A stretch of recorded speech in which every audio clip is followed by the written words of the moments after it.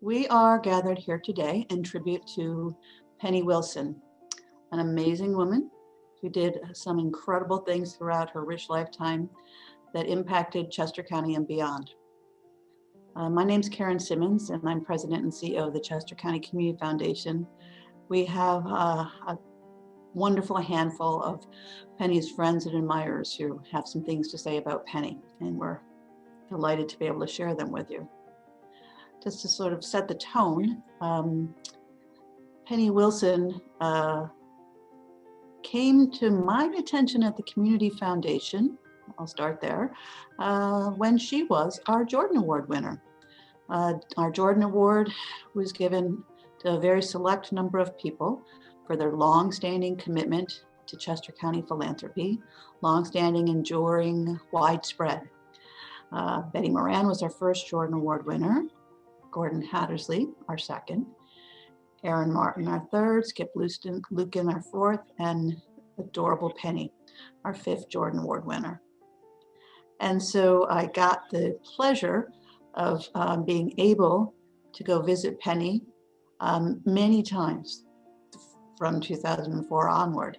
And I have to say that Penny came to every single annual meeting and every single sweet charity once she learned about the Community Foundation. And for that, we're grateful. She always added an amazing spark to anything we did. The fact of the matter is we had a lot of tea parties at Penny's house and a lot of desserts. And Penny let me take some nice photos the very first time I was there because her home was just filled with creativity and birds and artwork.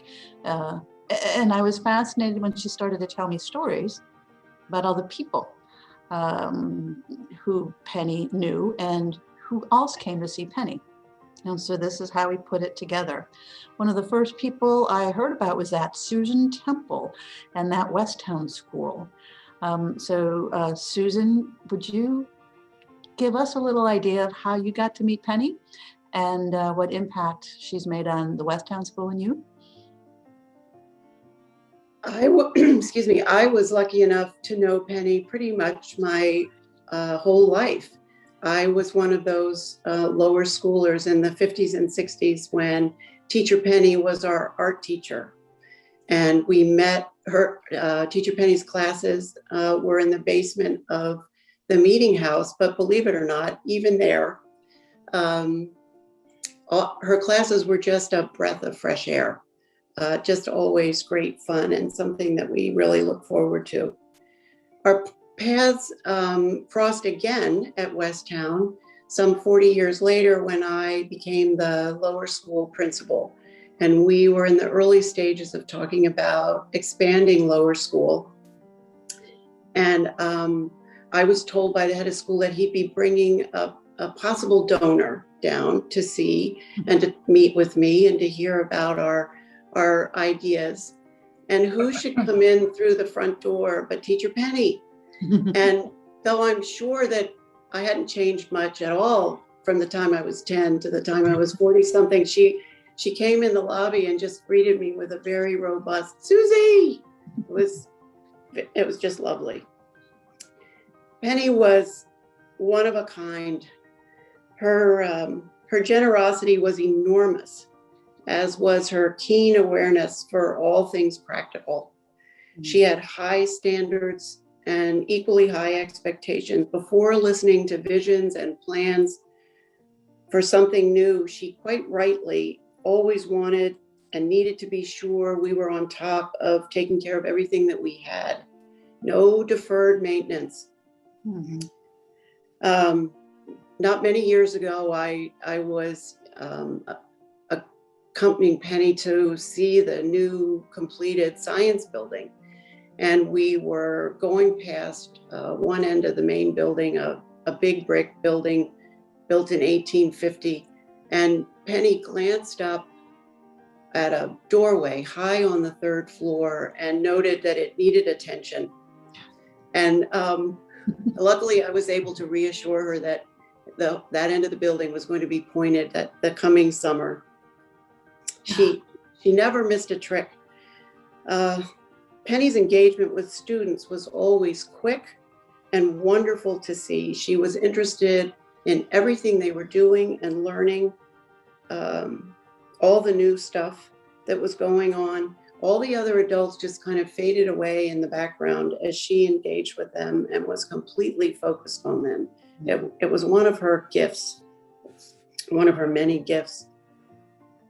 Although Penny was a leader in numerous projects on campus, she could not be convinced, and we tried to have, she could not be convinced to have anything named for her. She not only didn't want or need the recognition, she just very practically said from her experience, it was going to need to be changed in the coming years. And in her words, let's just save us all the trouble. So we were never able to convince her. Penny truly made a difference in significant and meaningful ways for generations of students and faculty now, and I know going on into the future. We're incredibly grateful for all of her many gifts. Buildings, yes, but also Penny modeled for us all how to be in the world. It's pretty amazing, Susan, that you had double pennies, I guess we would call it. Yeah. Thank you for those incredible memories of her. Now, I am assuming early on, since everybody does seem to end up there sooner or later, many of us sooner, that Penny also got to know the Chester County Hospital pretty early on in her tenure here in Chester County. And so we have Michael Duncan and Kevin O'Brien to talk a little bit about Chester County Hospital and how do you think, when did Penny meet Chester County Hospital, and then what would you like to share? Karen, I'll begin. I started working at the hospital in 2007. That's when I first met Penny. But Penny had a long relationship with Chester County Hospital. I know for a fact that Penny was a member of the Willistown branch of the hospital's women's auxiliary. And through that relationship, she knew people such as Peg Nagy, who had been on the hospital board, knew John Nagy and was involved in Sugartown as a result of that relationship. She was also in the Willistown Auxiliary with Mary Warden, who was another friend of Penny Wilson's. So the Women's Auxiliary goes back to 1893, and it's been very involved in the life of the hospital since its inception. And so it would be natural for Penny to initially be involved in the hospital through that community event. But Penny joined the hospital's board in 1973 and served on the board for many years, and obviously had a significant impact on Chester County Hospital. I sat and thought about the things that I just remember about Penny, and I jotted them down. I mean, obviously her astonishing generosity. We all can reflect on that, and the hospital, she made a big impact here. Her whimsical, playful nature. I mean, that's just the way she was, and just funny, enjoyed life. There was a twinkle in her eye. She had that wonderful voice that I love to listen to. She had an unrestrained laughter that was always made you laugh with her. Wonderful sense of humor, of course. And the one thing that I noticed was that Penny had a passion to help improve, however she could, something that was important to her and to her community. In many ways she did this. I remember when she'd be a patient at the hospital, I'd go to visit with her. And sometimes patients can be grumpy and complain about things. But Penny always wanted to share with me observations she had made about that stay in the hospital. Whether she'd gone to have an x-ray and wanted me to know, we're a little too far from where the x-rays are taken, and we need to figure out a way to make that a shorter distance for the patients. Or things that she observed in her time in the hospital that she would talk to me about, ways that she thought we could improve the way that we deliver care to our patients. Always very genuine, always very sincere, always from the bottom of her heart, wanting to help the hospital. And I just really appreciated that. That is Penny. That is our girl. And Michael, would you like to add anything? Sure. I remember the first time about 10 years ago when Kevin and Franny Abbott took me to meet Penny, because I was the new hospital president. And at first I was a little anxious about how do you have an interaction with a woman who appears not to be able to hear very much. And so I'm trying to describe this project to her, and I'm thinking, oh man, we're just totally lost. She's not getting any of this. And then out comes a zinger, and she's teasing me, making funny comments about things. And I realized she's plenty sharp. She's on top. I have no idea if she's reading lips or she can really hear, but she was. And I wondered often. And you know, I've heard it in some of the other comments, but she had a rare combination of gifts. She was joyful and creative, and also very practical. I don't usually see that in one person. You know, we go from laughing ourselves silly to her asking me how long ago it was we replaced our boilers. Well, I don't have any idea when we replaced our boilers, but she would ask infrastructure questions, and she really was the only donor who ever asked me about infrastructure. And you know, after that first interaction, I looked forward every time we saw her, whether she was here in the hospital and we had the privilege of caring for her, or we saw her at the antique show, or we saw her in her home. It was always joy-filled. And there just aren't that many people whose life fills so many other lives with joy. And I'm grateful for her joy. Thank you for bringing that forward and for joining us today. We do appreciate that. And you're right, the joy, infectious, a beautiful thing. Now, Ann Hausmann at Natural Lands, I'm hoping that Penny never asked you about your boilers at Natural Lands. You'd be surprised, Karen. I have to assume she was at Natural Lands Trust early on. What would you like to say, Ann? Well, firstly, I think I might be the only one with a photo of Penny in her COVID hairdo. Not sure she'd want it out there, but this was taken in October, and surely she had not been to the hairdresser since the pandemic hit. Hello, everyone. As Karen said, I'm Ann Hausmann. I'm the Vice President of Development at Natural Lands, where I have worked for almost 30 years, and during which time I have had the pleasure and the privilege of building an organizational friendship with Penny in conjunction with 3 presidents, including Oliver Bass, who couldn't be here with us today, and Molly, from whom you'll hear later in the program, key trustees, and dozens of colleagues. As we as an organization have reflected on Penny's decades-long investment in our work, 2 words have really come to the fore, and you've all already addressed them today: inspirational and transformational. Penny has helped us build foundations, both literally and figuratively, that are safeguarding our mission today and into the future. And this has also come up already today, but in the wake of her passing, I think what we have all come to appreciate even more than we did previously is the hands-on manner in which she engaged with the projects about which she cared and that she supported. I love the fact that long before it was a term of art, she always referred to herself as a partner versus a donor. And that partner, in our case, has traversed thousands of acres of preserved lands, initially on foot and with her cane, but mostly via wheels and with Tammy by her side. So whether in a rented minivan, her wheelchair, a hay wagon, or that Volvo SUV of hers, Penny has rolled through our 55-acre Hildesee Preserve, our 570-acre Stroud Preserve twice, our 1,300-acre Cheslin Preserve, our 700-acre Crow's Nest Preserve, our sole public garden Stoneleigh probably a dozen times, and most recently, and that's where this photo is, our 520-acre Bryn Coed Preserve, to which Penny made her final natural lands gift.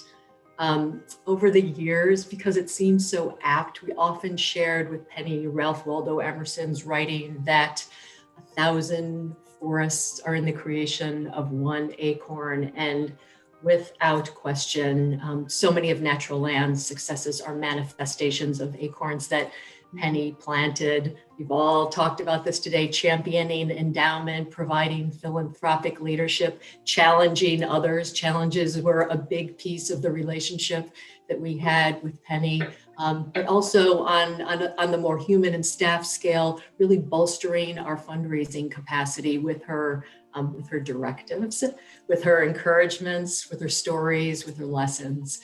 It really has been immensely gratifying for us as an organization to share Penny's passion for the natural and historic built world, her impact on our mission to save open space and care for nature and connect people to the outdoors will live on for generations and generations and still more generations after that. So with the floor, I really want to extend our enormous appreciation to Penny's great big family for sharing their mom, their Grummy, with us over the years. We would want to say, and certainly not for the last time, really thank you, thank you, thank you, Penny, from the bottom of our shared conservation hearts. Thank you, Anne. That's just such Thanks, a Karen. wonderful testament. Very much so. And our partner, Penny, and I just love the fact that she traversed thousands of acres and whatever wheel she could possibly find. After a while, it did not matter. Yeah, very much so. So as Penny preserved open lands, she also had an incredible sense of history and heritage. So how about we come over to the Chester County History Center and Ellen Endslow. You've been around for quite a while. You want to talk a little bit about how Penny met the Chester County Historical Society and what you remember most about Penny? Thanks for this opportunity, Karen. It is a privilege and a pleasure to be able to remember Penny publicly. I knew of Penny before I met Penny, and that's because several months before I started in 1999, she had been reached out to regarding the acquisition of a Horace Pippin painting. It was a burnt panel style of painting, and the History Center already had Bear Hunt 1, which was the other half of the pair, and Bear Hunt 2 had become available in a New York gallery. And this was a costly acquisition, but it very much fit in with our mission. And she was agreeable and made that happen. And I have to say, when I arrived, the painting was already here in our care and was quickly on exhibit. The pair was lent. They have been published. They have been part of exhibits in a variety of places. And I'll say more about that in a minute, because the next way that I began to become even more aware of Penny was through Historic Sugartown. Friends and Friends were the architects of the preservation effort of Historic Sugartown buildings, or at least some of them. And as they had also been connected to the History Center. And when the general store at Historic Sugartown was being refurbished and hopefully was going to be turned into a sort of a living history type space, Friends and Friends said, you know, the History Center has materials that might fit in there very well. Well, in order for us to be able to do that, we really decided that we would benefit from having an intern. And John Nagy, Roland Woodward, and myself got together and discussed what the options would be. And John said, I think we can fund an internship for the summer. And I figured out later that even though I didn't know for sure, I believe that Penny was either directly or indirectly involved in funding that internship. And even if she wasn't, I'm giving her credit because it's the kind of thing she would have done. And that internship was highly successful. and was the launch of multiple later loans to historic Sugartown. And we are thrilled to be able to make things that had otherwise been in storage available to the public to learn. And I'll let the historic Sugartown folks talk more about that.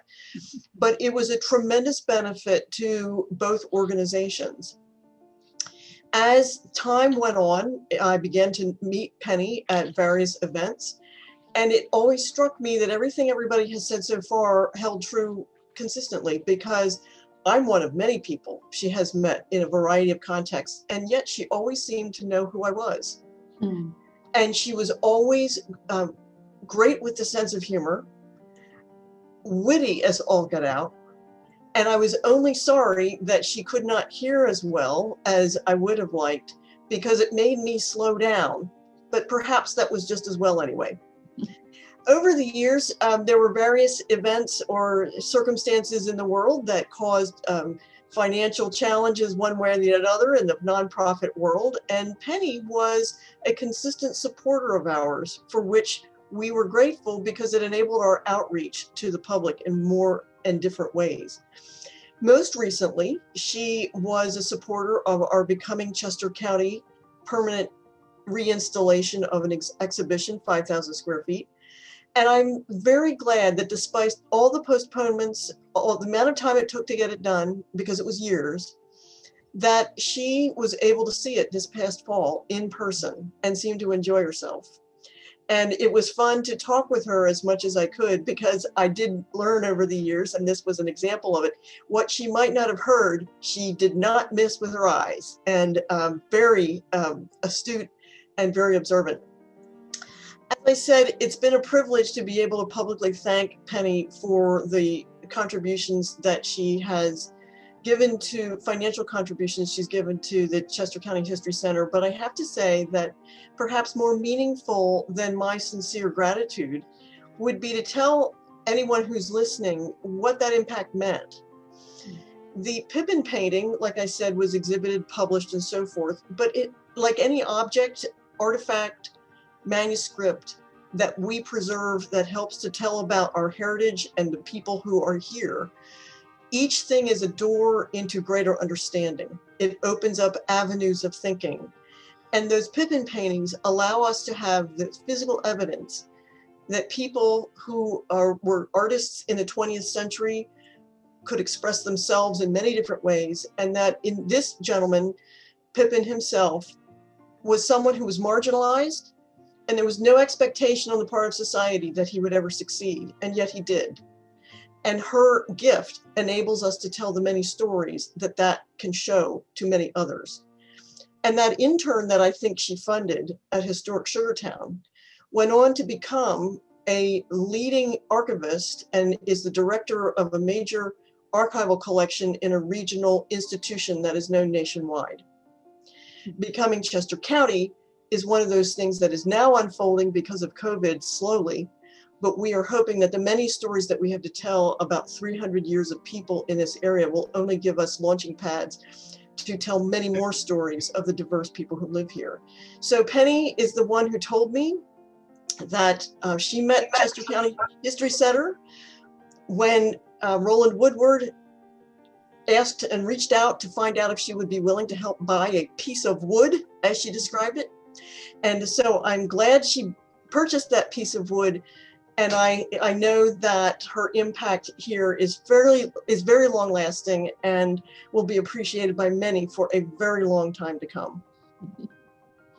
That is a wonderful, wonderful story.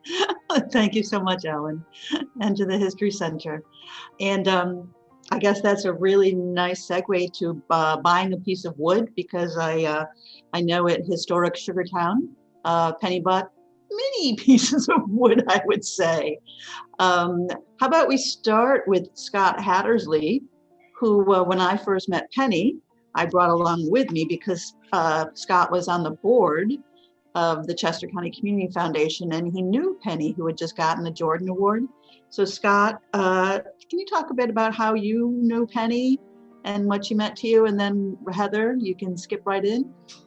Absolutely. I first met Penny, it must have been, I guess, in the late 80s. I was actually renting the old schoolhouse from John and Peg Nagy.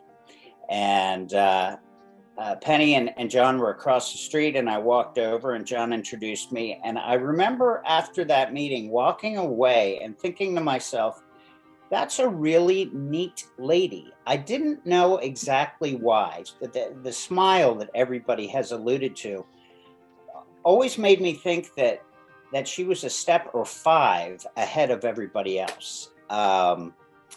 So that was how I initially met Penny, and then further on through additional functions and whatnot at the Community Foundation. I think Penny was probably one of the most brilliant individuals I've ever met in my entire life. She was constantly thinking outside of the box, as other people have mentioned. She was a nuts and bolts kind of lady, and what a great project for that kind of persona than working with other individuals and converting historic Sugartown into what it is today.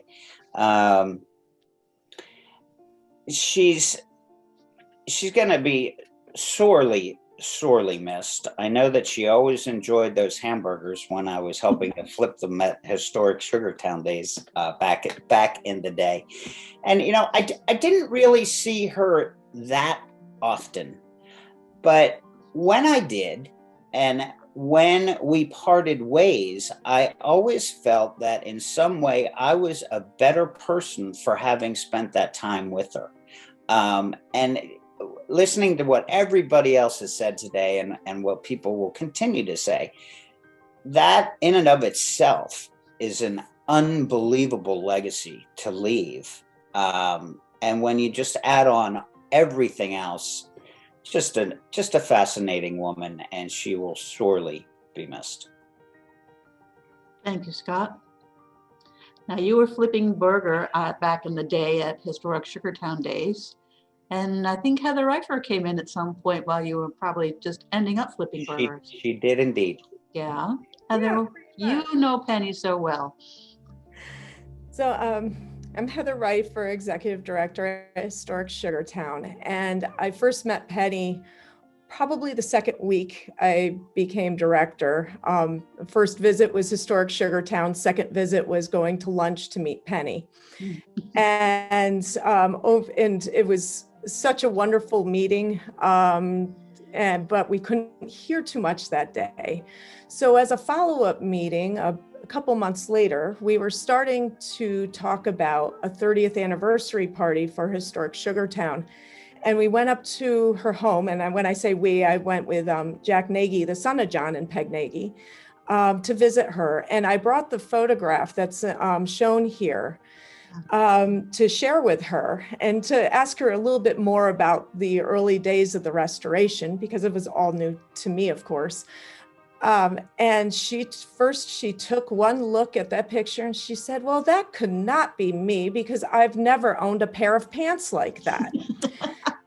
So, and then burst into laughter, her wonderful laughter. And then we went on to talk about the restoration. And, then I asked how she had first discovered Sugartown. And she was telling me a little bit about that. And then she started telling me about how she met John and Peg Nagy, and they were at a cocktail party, apparently for the auxiliary committee for the hospital. And that's where they met. And she, as soon as she figured out where John and Peg lived, she exclaimed, "My goodness, you live across the street from that sad, crumbling mess." And that the rest was history, as you say. They became friends. And a couple years later, John called Penny to say that this property, after so many years, was for sale. And then things went moving forward from there. Penny's generosity and her creativity and her real appreciation for historic preservation is infused in every piece of wood, shingle, stone on that property. She told me about a fight she had early on in the restoration. There was some talk. We have a wonderful Victorian bathroom from the 1880s on the second floor of the general store building complex. And there was talk about, well, let's just get rid of that and make it into more office space. At least this is what I understand of it. And she said, no. That's preserving a very important piece of history. We can't let that go. And she persevered and won that battle. And as a result, we have this amazing space that not too many historic sites actually show, and I mean nationwide. So it's a treasure there on the property. But she was that way, and so thoughtful about everything with the restoration. And again, she was not afraid of infrastructure and boilers, as everyone's pointed out. I've had several conversations with her about boilers on our property. And she had she was very in tune to that and wanted to make sure, that we were thinking about that. Our board was thinking about those things and thinking forward on how things would be replaced and everything. She loved the programs that we were putting together, but if the village was falling down, none of this other stuff really mattered. About her curiosity and her endless, voracious appetite for learning. Just 2 years ago, she signed up for one of our bookbinding workshops, and then that became a second workshop, and then a third. She ended up doing everything that our instructor, Ramon Townsend, put out there that was available. And even with her hearing, she took in every little note and she was a very methodical person anyway. And I think it met with her, her personality. But I think that was those days that she was there were Ramon's favorite class days that he'll remember. And then all the while, like other folks have pointed out, she was looking around the bindery, trying to figure out how we could make the bindery better for future workshops. Constantly, this was 2 years ago, and we've had these conversations frequently over the years about a great many things. And Karen once, when we've spoken in the past, referred to historic Sugartown as Penny's Village, and I've always kind of kept that in the back of my mind, because I always felt like Penny was watching over us, even when she wasn't there. She was at every program. She, as I mentioned, the workshops. She was our cheerleader. She was a benefactor in ways that I don't think we'll ever completely understand and appreciate. But she was there from beginning to end on everything we did. And I've never had a better mentor or cheerleader or someone to work with over the years. And I thank her, and I thank her family too, because her family, when they were in town, they would come and visit as well with her. And it was just a joy every minute. So many people have mentioned the word joy, and that's what I think of when I think of Penny. Mm-hmm. Wonderful, Heather. Such joy. You're right. So much. So there was a lot of wood there. Most definitely when you look at what she did at Historic Sugartown with you all. I think one of Penny's newer loves was the Uptown Theater, the Uptown Knauer Performing Arts Center in Westchester. And Angela, you were there at the beginning of the Uptown, and then Molly, you've just arrived more lately there, but you've had a full circle with Penny. So Angela, why don't you just talk about Penny for us in the Uptown? So I had the great pleasure of meeting Penny when I married into the Elser family here in Chester County. And I met Penny and of course her dear friend, Holly Silverthorne. And they were, I would see them at the races and at various events and parties. And it was sort of a snippet of life that almost seemed like a movie. There was a lot of laughter and joy, and it was just a snapshot in time for sure. And Penny, other people have mentioned this, but I would meet her other places and she always remembered exactly who I was and what my interest was. She asked, I'm very interested in art, and she would come to my art show and various things like that. It was, she was just a very real person. And so when I went to write her about Uptown, I thought with the community potential and potential for collaboration with the Historical Society across the street, it was sort of a natural thing. And I said to my husband, like, I was going to write to Penny about this and talk to her. And he said, just go straight forward. Don't pretend that you're not going to ask her. Just come straight out. And it's not her first rodeo, he said to me. So I did just that. And we went and had lunch with her. And again, you could see the twinkle in her eye as she pretended not to hear what we were saying, but she was really direct in asking questions. If you built it, how were we going to maintain it? We were going to maintain the historic integrity of the building. She asked about collaboration with the Historical Society across the street, and she, of every donor that I've ever met, she truly understood the power of places like Uptown and all of that we've talked about today, the power of them to transform communities. And Penny's gift came at a critical juncture, and we were able to break ground. And she in fact did come to the groundbreaking. And when we finished the building, we came in, and of course, as everyone has said, we checked out the boiler, and she was just very interested in the nuts and bolts of the building. And she also came quite frequently. Apparently, musical theater was a thing. She brought her family, her grandchildren, regularly to the theater.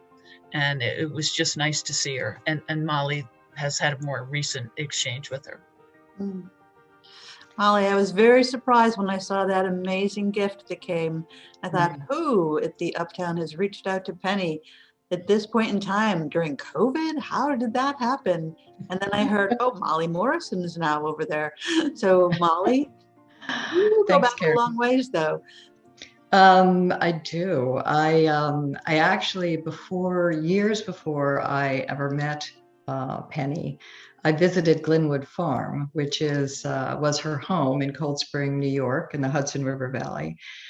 And I was part of a group that was consulting on issues of conservation and community stewardship in that part of New York, which was sponsored by the Glenwood Center, which was another one of Penny's organizations to which, and in that case, founded and supported. But what it gave me, even before I met her, was an understanding that her vision of conservation and community-centric support had sprung from a place of absolute beauty, physical beauty, and from a family for whom conservation and community was its legacy. So it was at Natural Lands that we finally met, and I was charmed, of course, as everyone else, with her wit, her humor, her intense interest in our mission, and practical advice on how to do most things better, especially raising money and taking care of old buildings. And she was, as others have said, more than a donor and supporter. She was a booster. And if it was appropriate, she could also be a splash of cold water. Our second act came when I became involved with Uptown Knauer Performing Arts Center in Westchester as a board member. And I knew that Penny had been a funder and supporter from day one. And thinking about it, as Angela said, it was certainly her understanding of community, of impact, of having both an organization and a building that were foundational to downtown Westchester. But this was a fledgling organization, starting from nothing, and except for a great idea. So she was on board from day one. I don't think it helped. I don't think it hurt that the Armory was a building of historic significance, and that it was being transformed into something that new and very exciting. She, as others have said, was not one to give a gift and lose touch. She went to many shows, including our grand opening. And throughout it all, she kept a sharp eye on her investments. She continued to support Uptown until, with additional gifts until the end of last year, when we were working to raise money to buy the property from its original investors. She believed in the future of Uptown, in the future of live entertainment in Westchester, and that belief of hers that the influence with which this organization could benefit, support, and radiate throughout the community was truly a message that is always welcome. But of course, for a fledgling organization, it's hugely meaningful because it says to everybody else, here's someone who has seen it all, who has gone through many conversations about philanthropic support and has chosen to direct her philanthropic support to this new organization. She told me not that long ago, Uptown is the missing cultural piece of downtown Westchester. I am so happy for its success. Through Penny, I met Ann Perkins Abbott, Penny's sister, and because of that luncheon, made arrangements to visit the Cabot family property in Quebec and saw the incredible garden there. So Penny was she became more than someone with whom I had a professional relationship. She was someone with whom I felt close. I felt a great affection. And I enjoyed always the opportunity to see her, talk with her, show her things, take her places. It was special. So, with great affection, we thank Penny for helping so many organizations whose futures she believed in, because they represented the best of the coming together of community for the greater good. And I know I will never meet another person like her, and that's okay, because as far as I'm concerned, she was the best. One of a kind.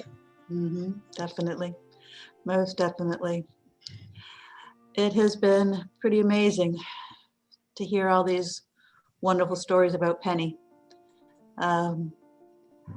I thoroughly understand why she won our Jordan Award in 2004.